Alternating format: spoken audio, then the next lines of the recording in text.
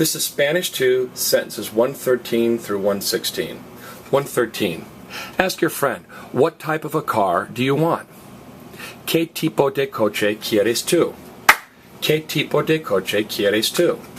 114. I want a very fast car. Yo quiero un auto muy rápido.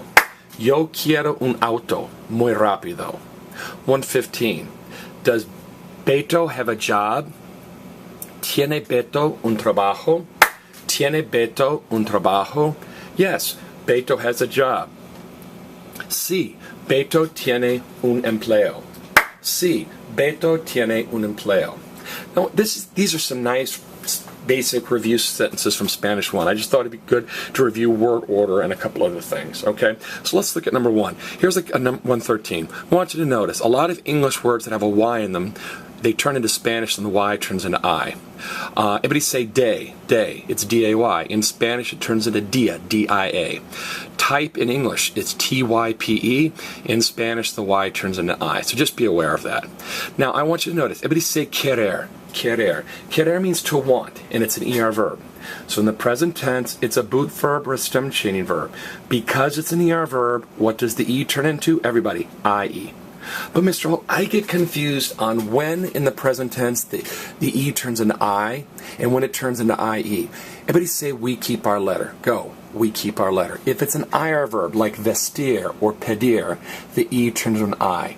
Visto, pido. But if it's an AR or an ER verb like querer or perder, the E turns into IE. Okay, so it's quieres is you want. Notice, what type of car want you? Remember, in questions, you say, eat you tacos, drink you cola. So, what type of car want you?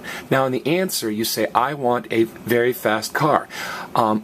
It was want you in the question, I want in the answer. Speaks her in the question? Yes, she speaks in the answer. If you're confused by that, type in word order for questions. I've got a clip.